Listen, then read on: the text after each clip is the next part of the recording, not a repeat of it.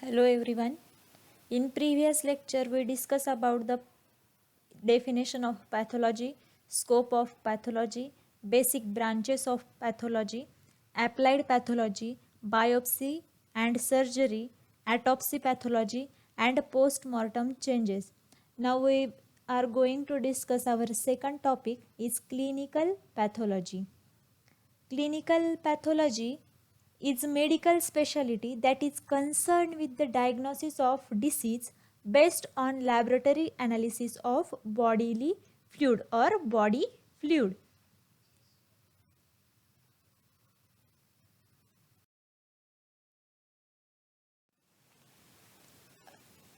Clinical pathology have a great scope. We are going to study one by one. First is a hematopathology. Hematopathology is the study of disease of blood cells. But why? But what is a blood and why blood analysis is important and why the pathologist give very importance to the blood test? Because blood is a liquid connective tissue. It is considered as a fluid of the life because it carries oxygen from lungs to all parts of body and carbon dioxide from all parts of the body to lung. Blood carry many functions like nutrient function, like transportation of hormone or enzymes, regulation of acid base balance, regulation of body temperature, storage of glucose, sodium, potassium, defensive function, etc. Blood carries many function. Because of this, blood analysis or hematopathology is very important, in which study of hematopoietic system. But what is the hematopoietic system? Hematopoietic system is the system of organ and tissue including the bone marrow, spleen, thymus, lymph node involve the production of cellular blood components. Cellular blood compound means RBCs, WBCs, plasma, platelets, etc. Then hematologist reviews the biopsy of lymph node, bone marrow and other tissue involved by an infiltrate of cell of the hematopoietic system. This hematopoietic system is the main system of hematology. In United States, hematopathology is a board certified subspecialty practiced by those physicians who have completed a general pathology or hematology. They give very importance to hematopathology.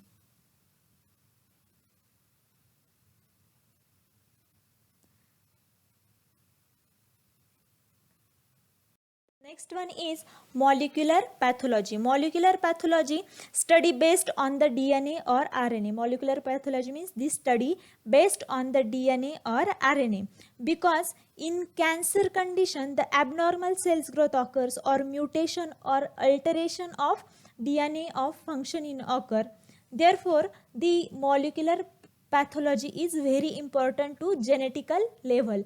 Molecular pathology, which is focused in the study and the diagnosis of disease through the examination of molecules within organ, tissue or body fluid. Molecular pathology is commonly used in diagnosis of cancer and infectious disease. Because of this cancer state, the abnormal tissue, abnormal growth or alteration in function of DNA or RNA is occur. Because of this condition, the molecular pathology is used. These cancerous recommendation use the techniques like PCR, DNA microarray, DNA sequencing. These all processes for the recognition of this disease. Next one is oral and maxillofacial pathology. Oral and maxillofacial pathology is the one of the dental specialty recognized by the American Dental Association, and oral pathologist must complete 3 years of postdoctoral training in an accredited program and subsequently obtain diplomate state from the American Board of Oral Maxillofacial Pathology. It is a very important pathology, and the pathology specially focus on the diagnosis, clinical management and investigation of disease that affect the oral cavity and surrounding of maxillofacial structure, including but not specific to odontogenic infectious, epithelial, salivary gland, bone and soft tissues pathologist. These are scope of clinical pathology. Now we study our 2.2 subtopic is a gastric analysis. Gastric analysis is why it is a important gastric analysis and what is a gastric tract. You want to know about the digestive system. Before going to start the test for gastric analysis, we must know about the digestive system and physiology of digestion. We studied in 12th standard the digestive system of human. Here is a picture of digestive system. First is a egestion of food takes place through mouth. After chewing, food go through the esophagus to the stomach. In stomach, maximum digestion occur, and sometimes it left the digestion occur in small intestine with the help of pancreatic juices, and absorption will be occur in small intestine. The mechanical digestion like chewing of food is occur in mouth. Chemical digestion means like salivary amylase, polysaccharide digested in mouth. In stomach with the help of HCl and some pepsins, the food are digested in maximum in stomach. Next is gastric analysis. Gastric analysis is a chemical examination of gastric content has limited but specific value of upper gastrointestinal tract. But what is a normal gastric condition? Stomach of person taking a normal diet secretes maximum 2 liter to 3 liter of gastric juice per day. Important constituent of gastric juices are HCl, the HCl secreted by parietal cells, pepsinogen secreted by gastric chief cells, chymosin secreted by chief cell, mucus secreted by goblet cell. These are the most important constituent of gastric juice and these help to digestion. Next is a content of the stomach should be examined. Which content we examine? During resting period, during digestion after meal, then after stimulation. Gastric analysis helps to diagnose gastric ulcer. Second, to exclude the diagnosis of pernicious anemia and peptic ulcer, diagnosis of Zollinger-Ellison syndrome, to determine the completeness of surgical vagotomy. Analysis of content with the help of Ryle's tube. When we have planned the test, we have to collect sample through the stomach. But stomach is not outside. We can inject syringe and collect the sample. So to collect sample, we are going to use Ryle's tube. Ryle's tube or Rhesus tube. But Rhesus tube is not used. Ryle's tube is used. Ryle's tube have a soft portion at the end. It is a complete of plastic. With the help of Ryle's tube, it inserted through the nose or nasal route in nasogastric tube. It is a nasogastric tube. The test takes up to 2 to 3 hours into our body. If it is inserted through the mouth, so it is very uncomfortable, is because of vomiting tendency. So it is inserted through nasal tube. And the tests are, if it is a fraction test meal, in the fasting condition, the gastric juice is aspirated through the Ryle's tube. The gastric juice secreted for the next 1 hour is collected with receptor basal secretion. The gastric secretion is now stimulated by giving pentagastrin is done of 6 mg per kg body weight. And the gastric secretion is collected every 15 minutes for the next 1 hour. This represents maximum secretion. When you collect the sample of gastric juice, then we analyze a gastric properties like volume. The normal volume is 20 to 50 ml. Then abnormal is greater than 100 to 120 ml because of the hypersecretion of gastric juices. But why hypersecrete the gastric juice?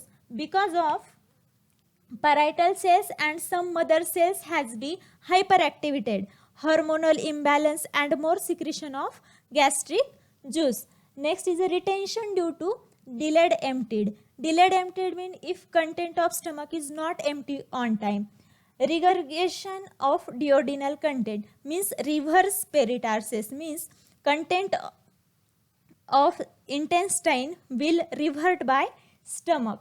Next property is consistency. Consistency, normal consistency is fluid, but if it is abnormal, food residue present in the normal consistency. Because of carcinoma of stomach cancer will be there. Next one is the color. Color of normal gastric juice is clear, but if it is not abnormal, the color like dark red or brown due to blood, because of bleeding in gastric tract because of gastric ulcer, carcinoma of stomach. Next property is a bile. Bile is occasionally bile present in gastric juices, but if it is abnormal, the rise amount of blood, and because of this rising amount of bile, the consistency will change because of intestinal obstruction. Next property is mucus. Normally, mucus protect the gastrointestinal tract lining. Mucus is a protective in nature. If increase mucus, the condition will be abnormal due to carcinoma of stomach. Next property is pepsin. Pepsin is a hormone which formed by the pepsinogen and digests the protein. If it is normal condition, pepsin is present. If change its concentration, like if it is high or low, if it is a low, the condition is atrophic gastric condition, and if it is a high, the Zollinger-Ellison syndrome will be occur. Next property is acid level. If normal acid like organic acid HCl, as HCl is present in 0.30 milliequivalent per liter, and if it is abnormal, it is greater than 50 milliequivalent per liter. If organic acid is abnormal, like present in lactic acid in large amount, it causes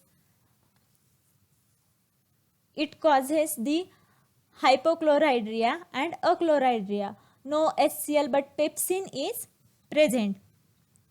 Hypochloridria means, hypo means less HCl is produced and the level of HCl is decreases. Achloridria means no HCl but pepsin is present. Then hyperacidity. Hyperacidity means, hyper means rise in HCl. If rise in HCl in stomach, the hyperacidity is produced. Next is a acylia gastria. Acylia gastria means absence of gastric secretion. Which gastric secretion? Enzymes, HCl, or all gastric enzymes, etc. Next is a pH. pH is used for indication. pH is what is the pH? Acidic, basic pH. And indicators used for measuring the pH. First indicator used is a methyl orange or Toffer's reagent. It measures pH between 2.9 to 4.4 and color change from red to yellow color. Next indicator is used for the pH, phenolphthalein indicator. Phenolphthalein indicator measures pH between 8.3 to 10 and color change will be yellow to red. Next is, it is a tube analysis with the help of Ryle's tube. Then next is a tubeless gastric analysis. In tubeless gastric analysis, this test can only be done if renal function is normal, means kidney function is normal. In this test, a cation exchange resin tagged with a dye azure are given orally, and stomach HCl secreted by stomach displays the dye. which is absorbed in the intestine and excreted in urine. The amount of dye excreted in urine is proportional to acid output. And I again tell you, this test can only be done in if renal function is normal. Next is endoscopy. I told in previous lecture what is endoscopy, and I give a picture of endoscopy. Endoscopy is a sensitive and specific method by which even very small lesions are visualized. It is done by passing a flexible endoscopic tube into stomach and duodenum.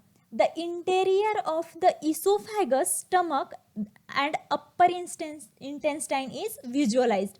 This is also enabled to take photographs and biopsy. This endoscopy is mostly used in the stage of biopsy for analysis the gastric juice or gastric content. Today we stop here. Thank you.